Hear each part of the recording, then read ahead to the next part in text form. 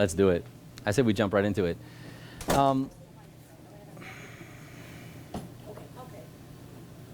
Sunday night. Sunday night. It's upon us. It's crazy. Crazy. So the title today is, and it looks better in writing, honestly, than in speech. It's I'll never do it again. Sure. Sure you'll never do it again. You will do it again. We all know you're going to do it again. There's a grand total of 0 things that you did 5 years ago that you don't do. 0. And there's a grand total of 0 things that you want to stop doing that you won't do in 5 years.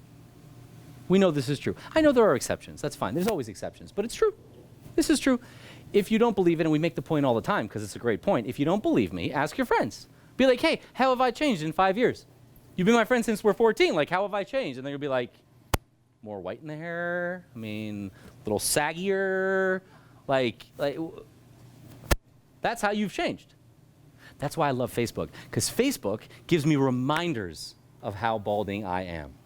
It's great. I can actually watch my hairline recede on Facebook with the reminders. It's great. It's wonderful. But I always, and I say to my wife all the time, I may be going bald, but at least I'm getting fatter. So I can't complain. Now, so what's really the point? It's like a lip service kind of thing.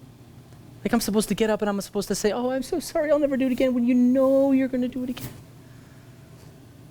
What's the point? You always say to your kids, don't say sorry if you're not sorry. No, but I really feel sorry. But it doesn't matter because you're going to do the same thing. So how do you change? What are you supposed to be doing on Rosh Hashanah? How is it really working? I'd like to discuss some of those points. As always, at first glance, it gets much worse. Much, much worse. So there's a minhag, there's a custom. This custom, you're going to hate it. You're going to hate it. The custom is, and this is an old custom, it's brought down like the halacha books. The custom is that in between the period of Rosh Hashanah and Yom Kippur, which is known as the Aseret Yemei Teshuvah, the 10 days of repentance, in those 10 days, a person should take upon themselves chumrot, stringencies, that they don't do the rest of the year. For example, and this is brought down in the halacha. The halacha says, a person who is not Chalav Yisrael, they do not keep Chalav Yisrael. This is literally an example that is brought down in the writings. A person who does not keep Chalav Yisrael, Rosh Hashanah time, I'm going to be Chalav Yisrael. Now, it's okay once you're done with Yom Kippur, you don't have to do that anymore. Because basically, you're going to fool God. I don't know if you heard this about him. God is kind of an idiot. He's kind of a moron. So if I do Chalav Yisrael for like a week and a half every year, God's going to be like, wow, Sprung is such a great guy. Sprung is such a great guy. I'm going to give him a wonderful year because he's Chalav Yisrael. Wow. Really? So, of course, the first problem is no longer a problem, because when we said, every time I say I'm not going to do it again and then I do it again, don't worry. Don't worry. It doesn't matter what you're going to do. It only matters that you're good for a week. Like, that's the only thing that matters. It's fantastic. I'll check myself into like a monastery for 10 days, and I'll meditate at the silent retreat. I won't say anything not nice to my parents or my wife or my children or my business associates or my friends or the lady at Publix because I'm at the silent retreat. It's great. That's just brutal. I mean, I don't know how you understand that. Then, well, of course, if you're thinking about Chalav Yisrael specifically, do you know what Chalav Yisrael is? I'm going to tell you a little bit about Chalav Yisrael. I shouldn't even say Chalav Yisrael because the people who keep it don't call it Chalav Yisrael. They call it Chalav Yisrael. It's an emphasis on syllable kind of thing. So here's what Chalav Yisrael means. Here's what it means. There are kosher animals and there are unkosher animals. For example, pig, not kosher. Cow, kosher. This everybody knows. But did you know that milk from a cow is kosher and milk from a pig is not kosher? Well, yeah, because milk from a kosher animal is kosher and milk from a non-kosher animal, not kosher. Pretty intuitive reasoning. Okay, well, Chalav Yisrael means that there was a Jew present at the time of the milking of the cow to ensure that the milk in your coffee came from a cow and not a pig or a camel or a horse. Okay, now that's very useful. That's very useful. You don't know if the milk came from a kosher animal or not kosher animal, so you need the guy to sit there and tell you if it was the horse or the cow. Very nice. So Rabbi Moshe Feinstein, who was just unequivocally the greatest posek, the greatest halachic decider over the last 100 years, well, that might not be true, but certainly over the last 50 years, he ruled that in the United States of America, you don't need Chalav Yisrael. You don't need it. You know why? Because you have FDA. FDA. Tell me something. Who's the farmer more afraid of? Rabbi Schwartz or the FDA? Yeah, exactly. The Food and Drug Administration. What about UD? UD? Like OUD? That just means it's dairy. That's kosher dairy. No, because I have my cousin, he's very religious. He won't have UD. Because he's Chalav Yisrael. Exactly. He's Chalav Yisrael. Yeah, that's exactly the point. So someone who eats, therefore that means Rabbi Moshe Feinstein is ruling that since I know the milk came from a cow, does it benefit you to have a Jew next to the cow when it was milked? No, because the only reason to have the Jew there in the first place was to tell you if the milk came from a cow or a camel. That's it. Do you think it is a holier cow because there's a rabbi sitting next to it when it gets milked? No. Does the rabbi do the milking? No. No one does. It's machines now. We don't live in 1850.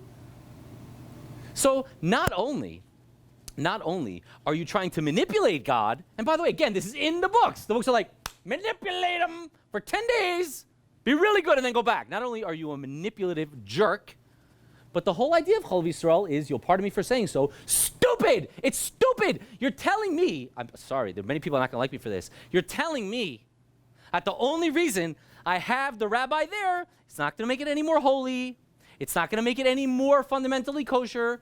You understand this is not the same thing as glot.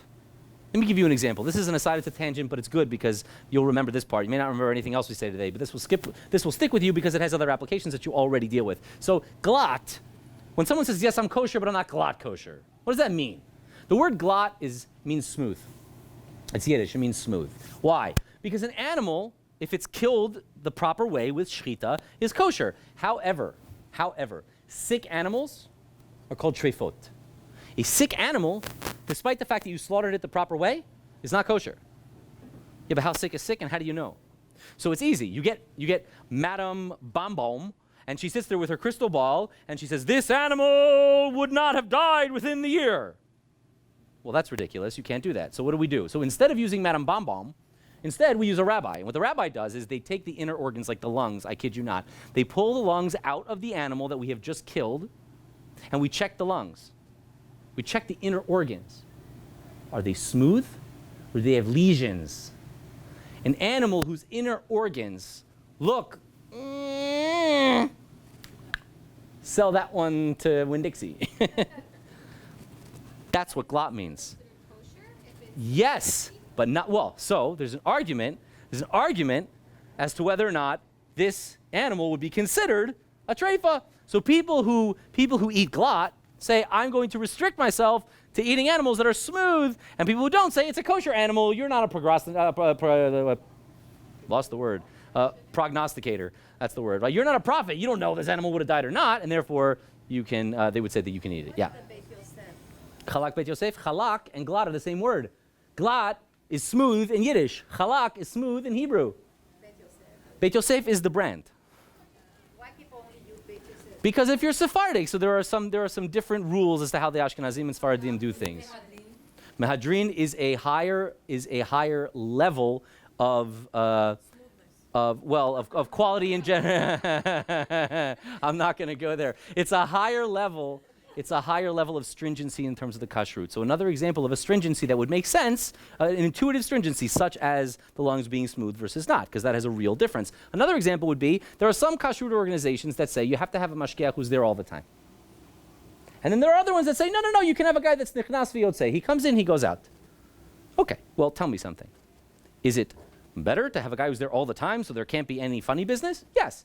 But a person could also say that the fact that he can walk in any time is going to make me refrain from doing any funny business. Okay, so they might each work. This is more of that. But Often. So the point is that there are two different categories of stringency. One is a category where the stringency actually does something. Meaning, if it's smooth, that is better than lesions. Literally better. Does it mean that lesions is for sure not kosher? No, it doesn't mean that. But non-lesions beats lesions. A mashgiach who's there all the time is going to have better authority, not better authority, but better lay of the land than a guy who's not. Great. Now let's go to Chalav Yisrael for a moment, shall we? If you know it's from a cow, if you already know it's from a cow, is it any better to have a rabbi there while you milk it? No. No. So not only are you manipulating God by doing it for 10 days, but the whole thing sounds really stupid anyway. It's redundant. Yeah. Yeah. That's charitable. I would say extraneous or irrelevant as opposed to redundant, but we'll go with redundant. Do you eat halal Israel in other countries? Other countries don't have an FDA. Yeah, if you don't have an FDA, it's not stupid. Right, it's not stupid. It only becomes stupid. According to what I'm saying, by the way, I'll show you later on in the shir that it's not so simple because we're misunderstanding the purpose. Who's the rabbi you said that says it's okay? Rabbi Moshe Feinstein. Yeah. I was going to argue with somebody about that. Yeah, well, you can hit him in the head with it. Okay. With that, I would like to read what the Rambam says too, because the Rambam says about Rosh Hashanah something that's so, man, I don't know. It's hard to read. Here's what Rambam says. Kol echad ve'echad mibnei ha'adam yesh lo zchuyot ve'avonot. Every person has merits and demerits. Everybody. A person who has more merits is called tzaddik. Person who has more demerits is called rasha. So here we'll write them on the board with our non-existent markers. We're not going to write them on the board. One is it's funny because I did think hard enough before to say that I wanted a board, but apparently, yeah. No, don't worry, does it? Okay, well, if you like. So a person who has more merits is called tzaddik, which means righteous, loosely translated. And a person who has more demerits is called rasha, which means evil person. Mechza al mechza. What if he's in the middle? Beinoni. We call that a Beinoni. What does Beinoni mean? In between. So a person who has more merits is tzaddik, a person who has more demerits is called rasha, and a person in the middle is called Beinoni, an in-between guy. Okay, so far so good. By the way, how many in the middle people would you expect to find? Would you? A person who has exactly the same number of demerits and merits? Exactly the same number? Impossible. And if it ever existed, right, this is the rarest animal you've ever seen. It's a dragon unicorn. Because if it occurred, it would be for a fluke of time. Meaning it would only apply for a second, because at any given second you're going up or you're going down. So you'll never meet a person that is actually Beinoni, totally exactly Beinoni, and then retains Beinoni status. That's like, no, that can't be. It's not conceivable to, oh, you're a wonderful person. May you live well and prosper. Thank you. So here we go. We got I'm going to use the Z for the tzaddik, even though you can go with like a TZ, but we're going to do it. So you have tzaddik, and you have rasha, and in the middle, you got the Beinoni guy. You got tzaddik, you got rasha, and you got Beinoni. Okay. The Rambam continues. Well, you know what happens? Adam she'avonotav merubin al zchuyotav, a person who has more demerits, miyad hu met berisho, immediately he dies in his evil ways. He dies. Poof, dies. Now, says the Rambam, v'shikul zeh, this weighing cannot be done by you or me. It can only be done by God. When it comes to weighing the merits and the demerits. Why? Because there are some demerits. Not all merits and demerits are equal. There are some demerits which are terrible and displace many merits. And there are some merits which are wonderful and displace many demerits. For example, by the way, I think this is true for two reasons. People often focus on the first reason because it's the more obvious reason, but they're both true. Here would be one example of why. Let's say there's a person, a wonderful, wonderful person. He's such a philanthropist. He gives so much tzedakah. And he, you know what, he wears his tefillin every single day. And he goes to Minyan. And he's there early actually at Nets. And then when he's finished with that, he goes, he volunteers at the nursing home, and he sings songs with the old people. And then he goes to the zoo, and he helps the animals that were shelter animals. Wonderful guy, right? Wonderful guy. Oh, I forgot to tell you, he also is a baby rapist. I forgot to mention that. Is he tzaddik or rasha? Rasha, but he only does one thing bad. He does so many good things. So you have to what ways what, right? Right, exactly, because it turns out that, shelter animals, yes, is wonderful, tzedakah, yes, but this bad, is very bad, right? So the fact that it's not about how many good things you do, it's about what were the good things that you did, yeah? So not every good thing that you do and every bad thing that you do are equal. That's intuitive. I mean, we can understand that, right? Fine, get it. It's not only that. It's also that. So really there's two differences.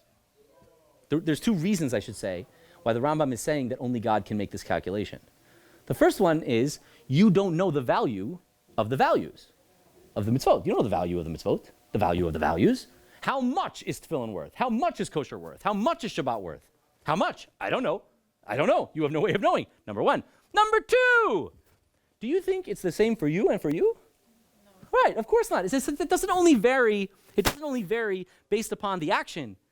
It varies based upon the individual. So for example, a person, look. Exactly. I've been kosher my whole life. I'm not a righteous person. I'm not a big tzaddik because I keep kosher. I'm really not. Now, let's say, take me and a friend of mine who doesn't keep kosher at all. We each walk by a cheeseburger. Do we each want the cheeseburger? Yeah. Yeah. We each desire the cheeseburger. That's true. Am I going to eat it? No. Do you think I have a mighty struggle within myself every time I pass a McDonald's? No. Not so much. No. Why? Because for me, poison. But that's like a smoker and a nonce. It's like Exactly. For my friend. I mean, if they're trying to quit, it's not that Right. easy. Exactly. So for my friend who grew up not eating kosher, for him, when he passes the cheeseburger, it's a struggle. But he doesn't know any better.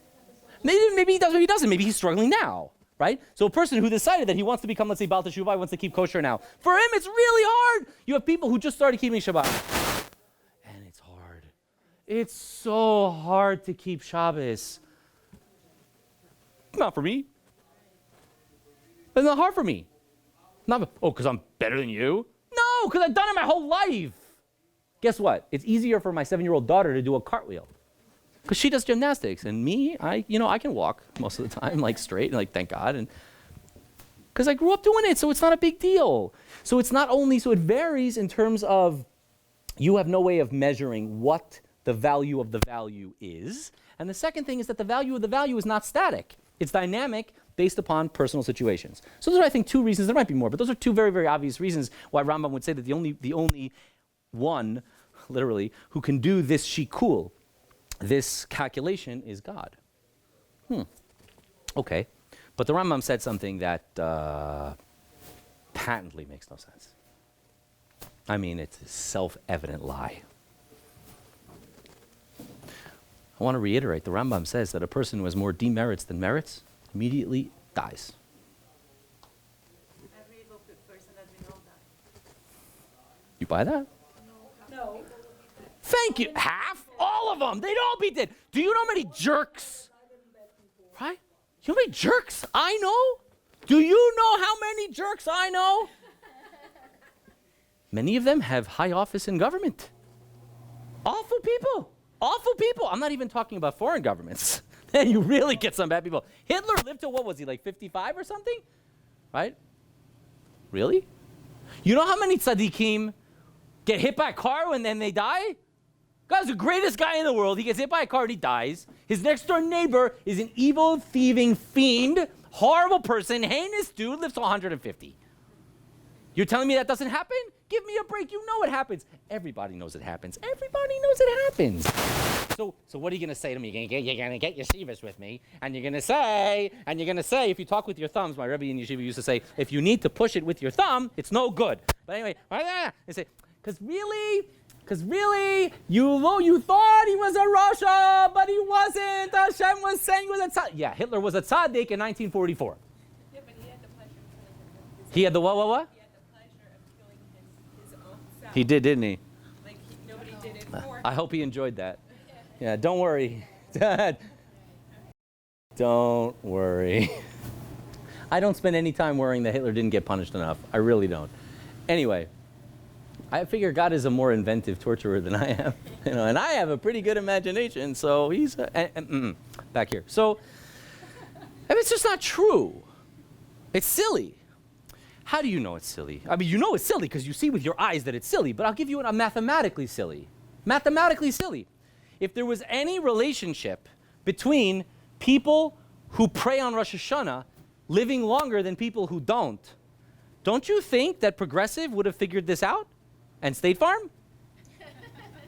You don't think they figured this out? In the questionnaire, yeah? How much do you weigh? Da-da-da. Smoker. Da-da-da. How much do you pray on Rosh Hashanah? Which shul do you go to? Orthodox, conservative, or Reform? A 5% difference on your death benefit, right? And on your premiums. Turns out that there's no discernible causal relationship whatsoever between tzadikhood and how many years you live. None. Now, heart disease, on the other hand, yeah, we can identify that, right? So, it's just Rambam is saying something that makes no sense. Makes no sense. You know, when Rambam says something that sounds really dumb like that, you know you're not understanding him, right? You know you're not understanding what he's saying. We're going to talk about something that we've spoken about before. Maybe it's in the next world. Ah, beautiful. Love it. So that is the intelligent answer that people will tell you. I don't believe it for a second, but it's an intelligent answer. I'll tell you why I don't believe it. I'll tell you why it can't be. It can't be the answer. Because you don't die in that world. Exactly. You don't die now, right? So again, just to reiterate what Yvette is saying. She's saying, well, maybe when it says alive or dead, it means in the next world. It means when you die, will you go to heaven or hell, right? Loosely, right? Will you go to heaven or hell if you die today? But one second. You're going to live till you're 90.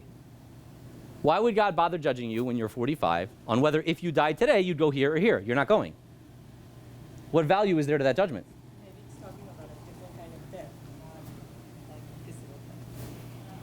I like where you're going with that. Hold that thought. Okay, so we're gonna have to understand that also. She's saying maybe life and death doesn't mean what you think it means. It doesn't. I'd like to ask one more question before we build a story out of this that actually makes sense. Why is Rosh Hashanah before Yom Kippur? That's backwards. Rosh Hashanah is the day of judgment. Yom Kippur is the day of forgiveness. When you sign the immunity document, is it before or after the trial? Before. Before. I want to be forgiven first and then go to the trial. Why would you go to trial, convicted, and then say sorry? That's garnished halfin. That's not going to help you. That's ridiculous. You should have Yom Kippur first. Everyone says, oh, I'm so sorry. And then you're God tzaddik. And then you go in and God's like, oh, tzaddik. And yet, that don't work that way. Okay, so we have to see why. Okay, so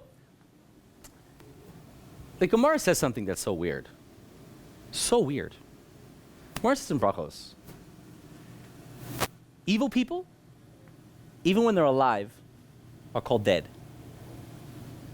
And righteous people, even when they're dead, they're called alive. Tzadikim afilu b'misasan kruyin chaim. Righteous people, tzadikim, the Z, even when they're dead, are called alive. And rishaim afilu b'chayehem kruyim metim. Evil people, even when they're alive, are called dead. By Judaism, by God, so to speak. Like, it means existentially are this. Like, what does that mean? Is that just another word for yay or boo? Like, is that all it means, or does it mean something? So here's what I'm thinking. Like, if you take a timeline, let's say that this is 3500 BCE, so it's 5,500 years ago, let's just say. It doesn't really matter, but whatever. You take a timeline of thousands and thousands of years, and, yeah, that's you. That. Yeah, you are. So is everyone. That's you, yeah? So you occupy a tiny space in time. That big. You occupy a blip in time. And you're like, this is the world. Why? Well, because I can only see in that box. And in that box, this is the world. You know, kind of like a butterfly. Butterfly's alive for a few months, and that's the world. The world only lasts a few months. Duh. No. Are you alive here 3,500 years ago? No. Are you alive here? No, no, no, no, no, no, no, no, no, no, no, no. No, you're never alive. You're alive like that. You're alive, and then you're not. You occupy an instant in time. Is God in any one of those times? All of them, or none of them, right? He's not in any of them. He's outside of time. What makes you think that life and death is limited to the years that you spend organically animated? That's how you think of life and death, because that's the only thing you can imagine. So you're like, when I can realize things, I'm alive, and when the computer turns off, I'm dead. Do you think you're more alive to God than Moses? Well, you're like, yeah, because he died over here. He's not there, here. Yeah, but God's not there. God is outside of all those times. You think you're more real than the Rambam? You're more alive than Abraham? That's crazy talk. So when we talk about life and death, we don't mean that. Life means connection to eternity, to existence. That's life. Life is that which exists. You know what death is? That which exists for a moment and then stops existing. That's death. Something which ceases to exist.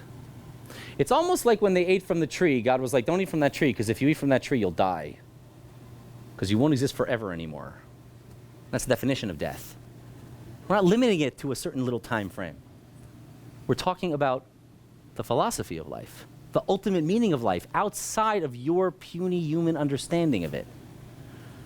Well, if that's the case, then what's the Talmud saying? It's saying a tzaddik, a righteous person, even in their death, is called alive. Why? He can't move. He didn't eat cereal this morning. He didn't eat his Wheaties. Didn't tie his shoes. What do you mean? He's alive. He's connected to the source of life. He's, by definition, alive. And an evil person, even if he's kicking soccer balls into a goal, is dead. What do you mean he's dead? He kicked a soccer ball. Yes, in that little box of time, he kicked a soccer ball. And outside of that box, he's gone and forgotten. There will be no eternity to this person's life. They're gone. They're the same as a leaf. Literally a leaf. A leaf grows, it's there for a few months, it's gone. Yes, but for those months it was alive. Yeah, if you can measure life like that. You could do that also if you want. Remember, we're talking about holidays, which are meetings in time. So we're talking about existing in time. And if you want to know what that means on a deeper level, you can go to YouTube and watch the couples class that we gave a couple weeks ago, and that will, hopefully help you with that. So when we say things like alive and dead, we mean existentially alive and dead. We don't mean organic material. The Rambam says a person who is a Rasha is dead. They are dead. Like, but he's walking. Yes, he is a dead man walking. Yes. Yes, 100%. 100%. Absolutely. Or vice versa. People can change, which is what Rosh Hashanah is really all about. So,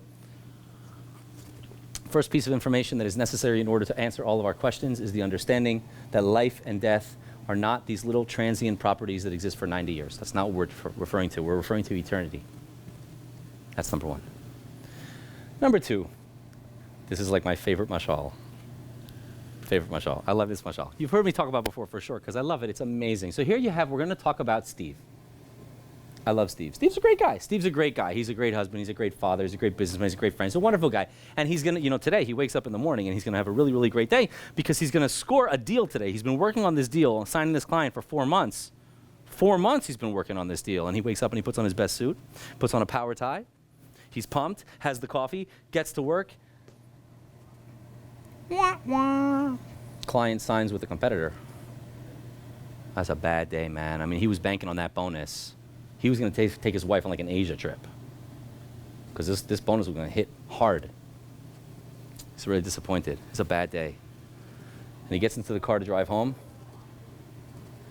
Flat tire. Flat tire. He's going to change it wearing his best suit. Yeah? Gets out of the car, $1,500 suit. Starts changing the tire. Starts raining. It's like, oh, perfect. They can't get any worse. Gets home, 40 minutes late. It's muddy. He's walking across the lawn. He's got 3 kids, 9, 7, and 5. One of their toys was left on the lawn, stubs his toe. That's a bad day for Steve. Gets up to the door, and he just wants everything to go away. Steve just wants to be in the cave. And meanwhile, what he doesn't know is on the other side of the door, his kids, the 9, the 7, and the 5, are having an amazing time. They're playing tag in the living room. And they're running over the couches, they're running over the tables, and under the tables, and in and out. And it's unbelievable, and things are breaking, and there's screaming, and there's noise, and there's fun, and there's everything. And he walks in the door, and all the noise hits him in the face, and he just goes, "Shut up!" And the kids are like, terrified. The kids are terrified. Because they know that they did something bad. They know that. The kids know they did something terrible. They're also confused because they don't know what it was. They have no idea what they did. But they know it was very bad. Because look how Daddy reacted. Look how we made Daddy react. We did that. So here you have a 9, a 7, and a 5-year-old who are terrified, sad, and confused.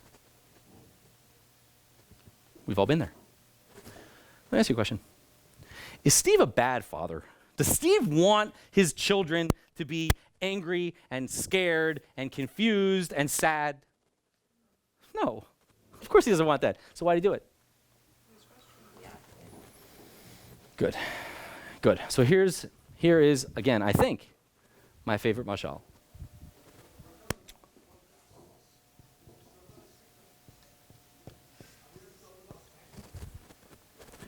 What you are, and there's what you do. Not the same. What you are, and what you do. If I said to you, are you a respectful person? Of course you are. Of course I'm a respectful person. Really? You never disrespect your parents? Never disrespect your spouse? Never throw shade on Facebook? Are you a nice person? Of course. Never say an unkind word? Sometimes you send that snap photo that you shouldn't have sent? So you're not a nice person? You're not a respectful person? No, I am. Then why'd you do that? Because you see, every single human on the planet knows that there's a discrepancy between what they are and what they do. Everybody knows that.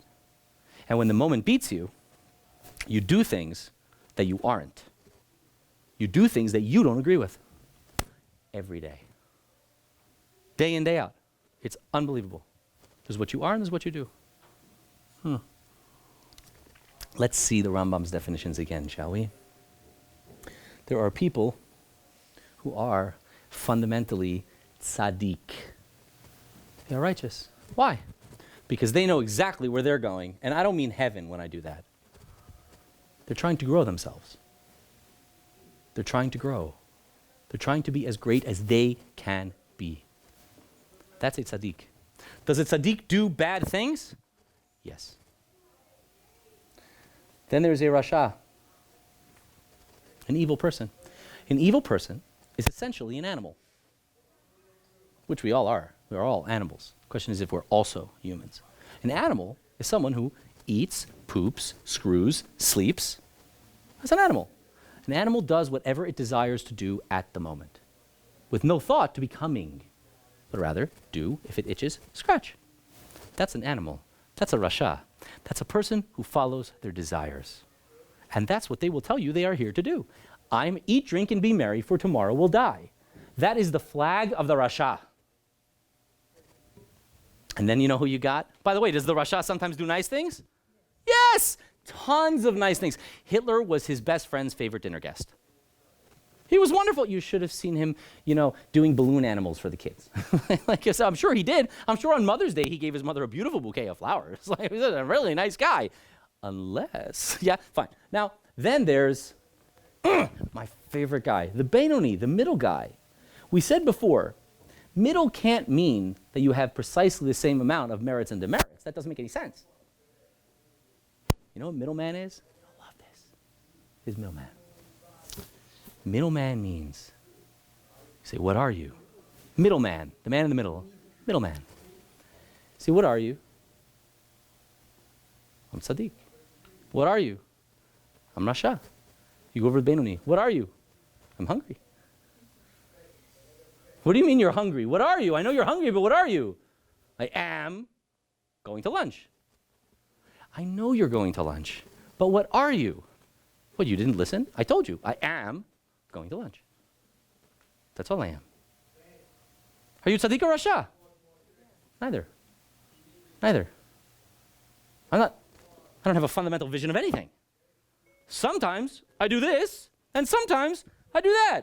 I'm not pointing anywhere. I'm not looking to go anywhere. I'm not becoming anything.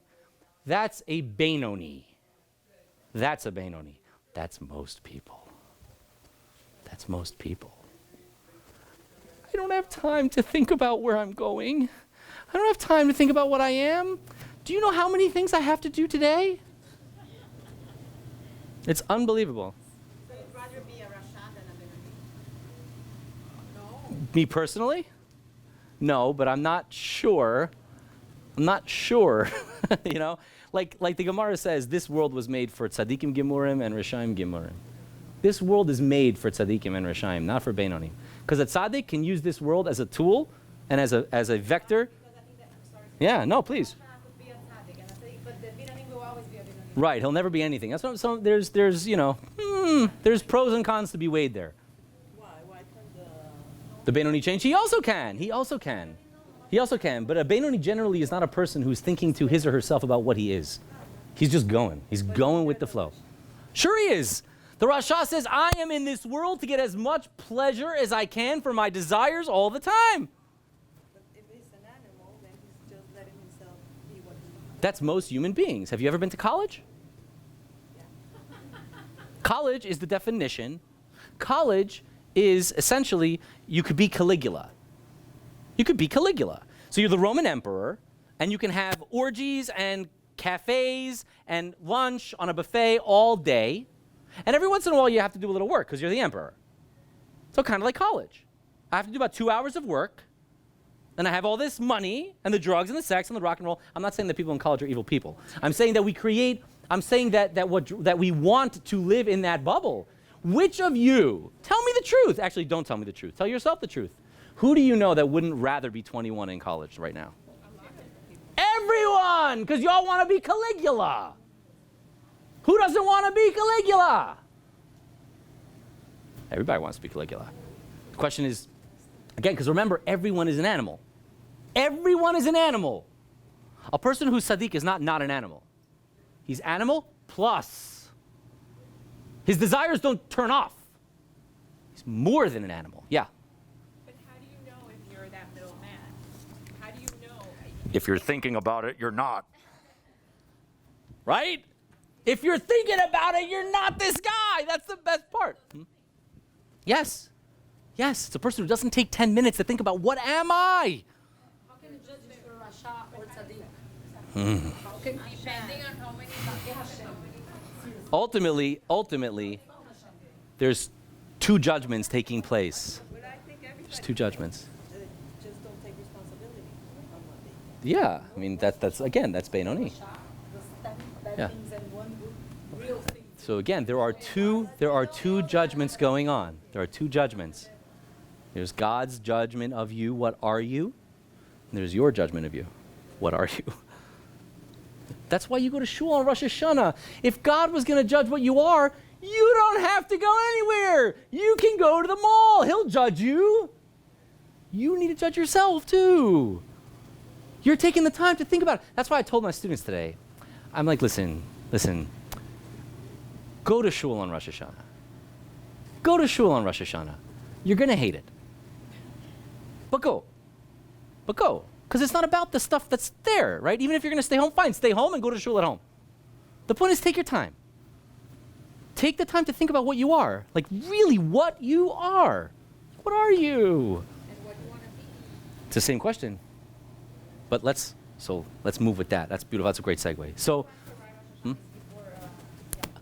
Why is Rosh Hashanah before Yom Kippur? Well, because if on Rosh Hashanah we determine what you are, and you say, I am a tzaddik.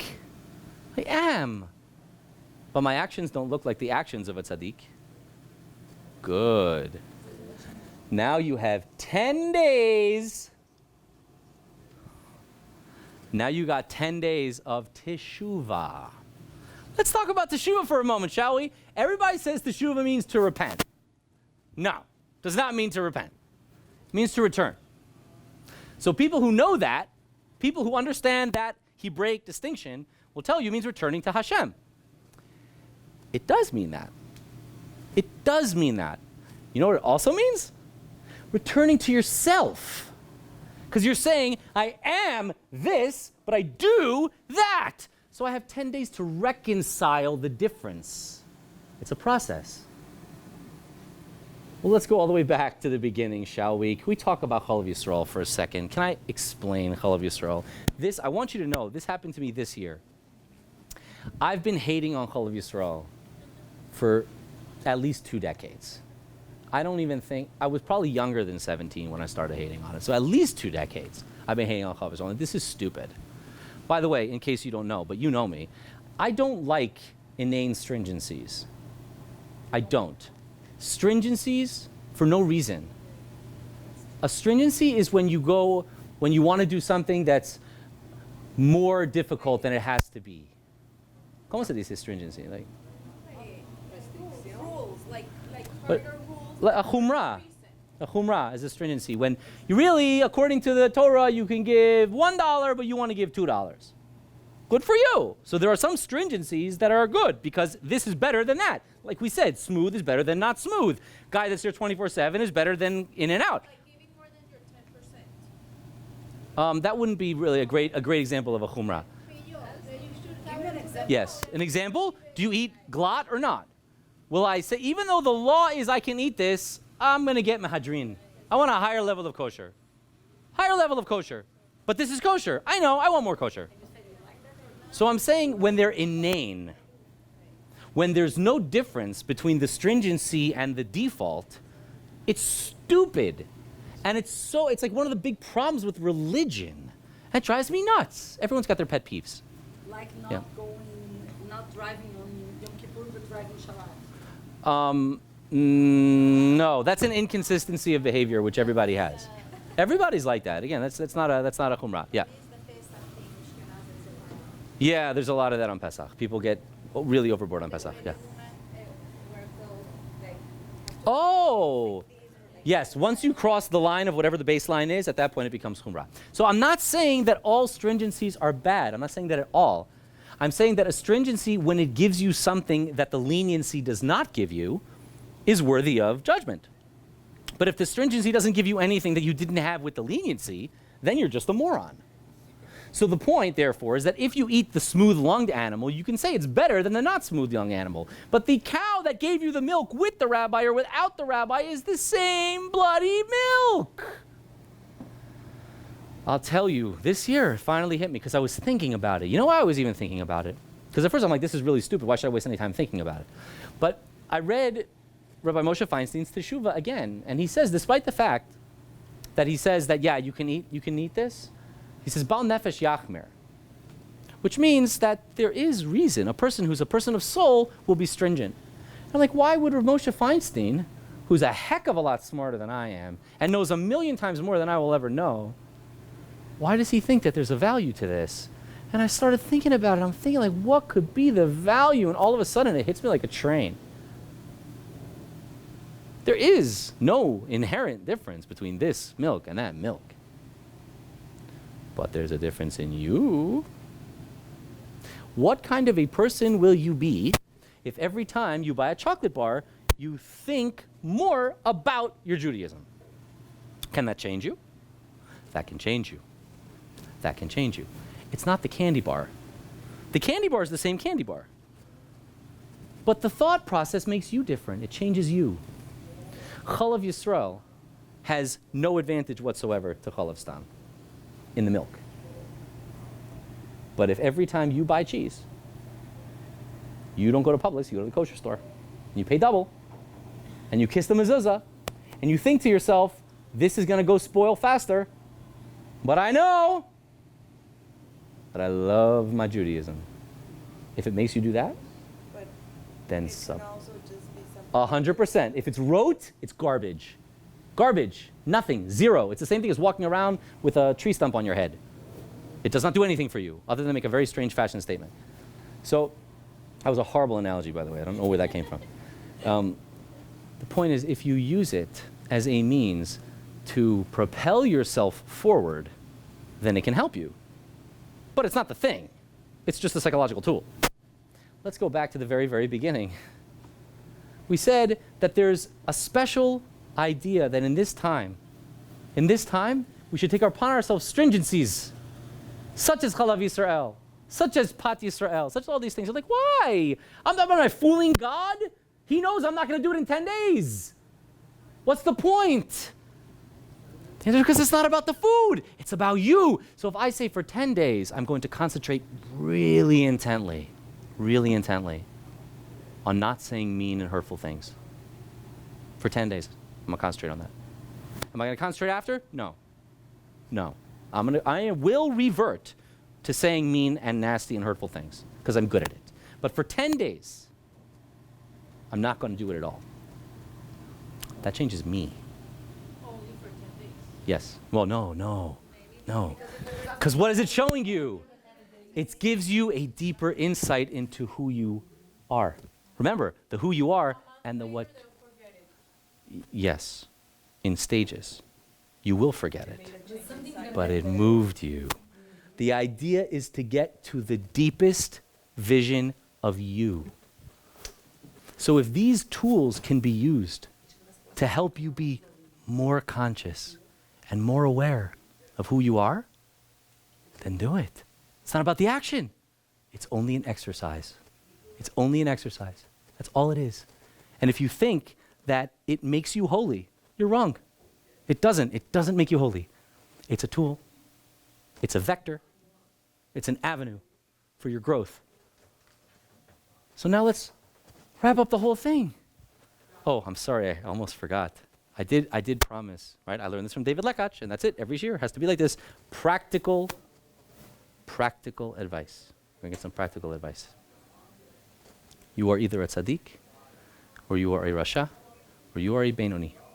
And on Rosh Hashanah, you're going to think about that. Well, what am I? Oh boy.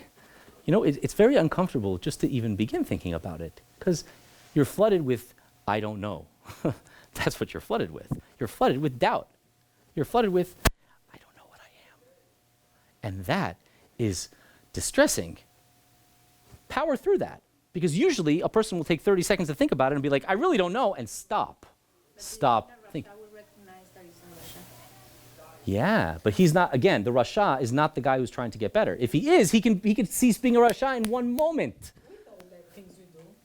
Yeah, but a person who is a, remember, the Rasha, That's my question. How do you if judge you're how bad thinking, the point is to think about what I am, not what I did. It's not about what you did. You understand there's a causal relationship. We are good people in general, and we're always trying to do good and be good. Then we are tzaddik. Maybe.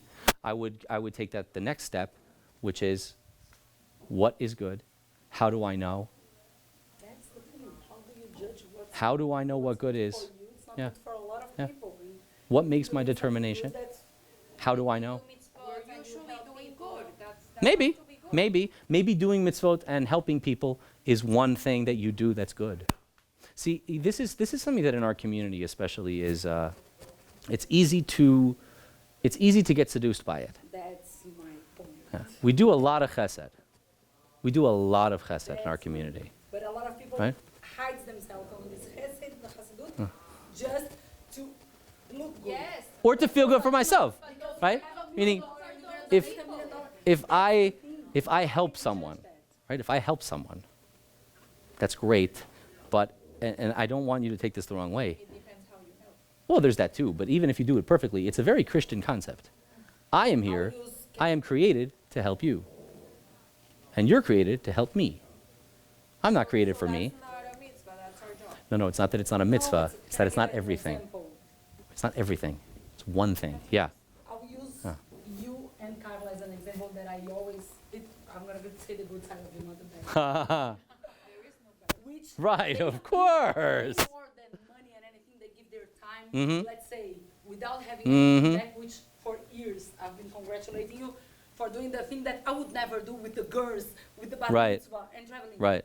This is something good. Yes. I mean, you have to be a good person to do Yes. that, because you're not expecting You anything don't have to back. be a good person to do On that. the other hand, you have people that really, like, it's easy when you have, let's talk about money, because I don't want to get deep inside, and then donate money because you have money, but donate time and, give from yourself, it's a different thing. What about So that's working not on, yeah, that's true. What about working on your impatience? It's very easy. It's very easy to stroke a check. It's easy. Oh. How much is the number? That depends on how much I have in my bank. If I have a lot in my bank, I can stroke a bigger check and it doesn't matter. If I have less in my bank, then I stroke a smaller check. How easy is it to be more patient? There is also Of course that's true. Of course that's true. But there's people that have like they don't keep Shabbat, they Mhm. don't keep kosher. Mhm. Maybe they don't know anything, like they were never really taught. yeah, that's a great, you're right. No, it would not. Because again, Rasha is a headspace. It's not an action space.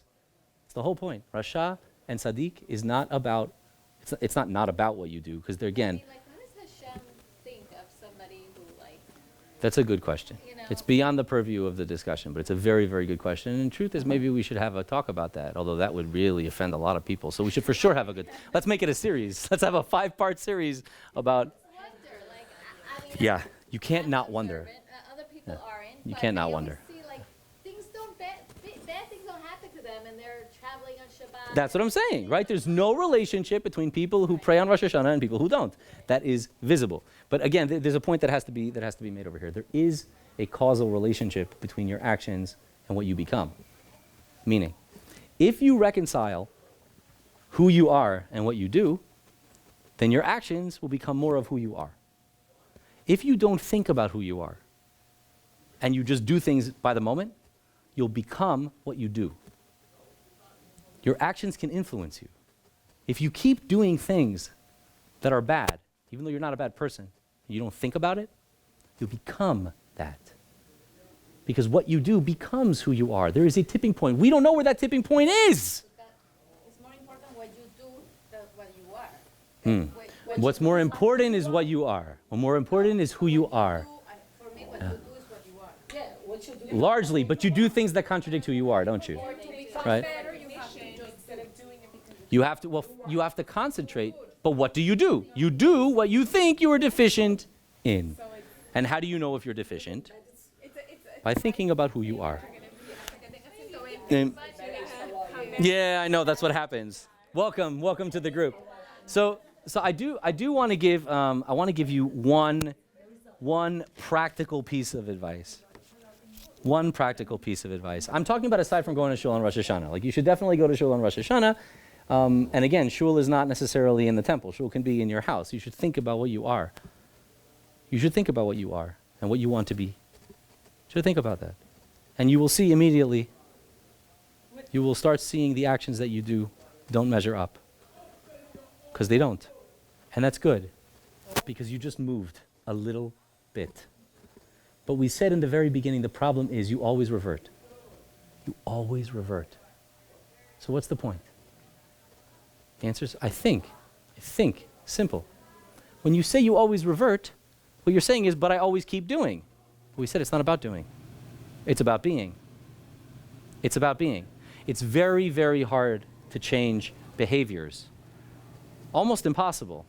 But you know what you can change? Yourself. If you change yourself, behaviors will change. Behaviors will change.